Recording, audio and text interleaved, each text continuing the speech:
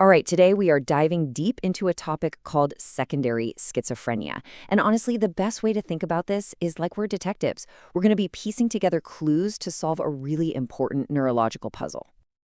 And that whole puzzle really just boils down to this one fundamental question. When someone is experiencing psychosis, is that a disease of the mind, something abstract?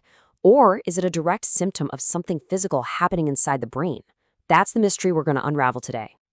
So yeah, let's just frame this whole thing as a neurological puzzle. Because for clinicians, for doctors, this isn't just some philosophical debate. No, this is a real-world challenge that has a massive impact on how they care for patients. Okay, so here we have our two main suspects, if you will. On one hand, you've got what's called primary schizophrenia. Now, the key thing here is that the cause is unknown. It's idiopathic, which is really just the medical term for we're not sure why it's happening. Then, on the other hand, you have secondary schizophrenia. And this is when psychosis is actually a symptom of a physical condition we can identify in the brain. Something like a brain injury, an infection, stuff like that.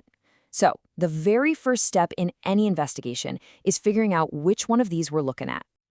And just like any good detective knows, you don't start by guessing. No way. You start by looking for clues, for actual, tangible evidence that can point you in the right direction. So, where do we even begin to look? Well, our first move is to get our hands dirty, to get boots on the ground. It's time to start searching for physical clues. And listen, this isn't just a hunch. The source material we're looking at, Chapter 4 specifically, makes it crystal clear. The neurological exam is absolutely crucial. It's really our first shot at seeing if there's a physical story behind the symptoms. So, what kind of clues are we actually searching for? Well, we're talking about really subtle things, often called soft signs. Think about it. Small issues with motor skills, maybe some slight problems with coordination or balance, reflexes that are just a little bit off, or even tiny involuntary movements. Now, any one of these on its own might not mean much, but when you see them together, they start to paint a picture. And when those physical clues do start to form a pattern, that's a huge light bulb moment. It's a strong sign that there could be a physical or organic cause for the psychotic symptoms. This is a massive break in the case, pointing us directly towards a diagnosis of secondary psychosis. But that leads to the next big question in our investigation, right? What happens if the most important clues aren't on the surface? What if the real evidence is locked away deep inside the brain itself? How in the world do we get a look at that? To look deeper, well, we've got to bring in the high-tech cavalry. It's time to actually image the living brain. So how does this technology actually work? Well, functional neuroimaging is pretty incredible. It literally lets us watch the brain in action. The simplified version is this. A person does some kind of task while they're in a scanner.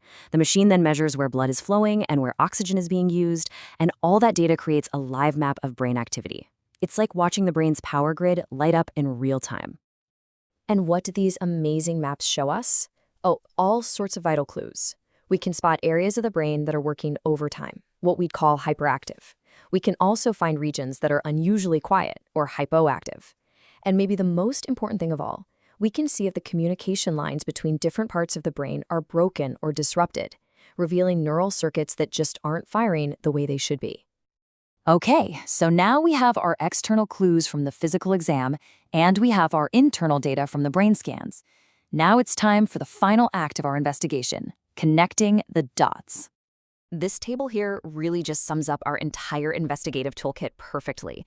You have the neurologic exam, which gives us those physical, external clues that tell us if we should even be looking for a secondary cause in the first place. Then you've got functional neural imaging, which takes us right inside the brain to see exactly how its activity is different. They're like two sides of the same coin, and together they give us a way more complete picture than either one cut on its own. And that right there is the ultimate point of all this. These tools, this whole process, it's not just about slapping a label on a condition, it's about building a deep, rich, comprehensive picture of what's truly happening inside a person's brain. And by combining these approaches, we move beyond a simple diagnosis to a much deeper understanding. And that, of course, is the key to finding better, more targeted treatments. Which leaves us with one final, kind of mind-bending question to think about. For centuries, we've talked about the mind and the brain like they're two totally separate things. But as our tools for seeing the physical brain get better and better, as we see things more and more clearly, Will that distinction even make sense anymore?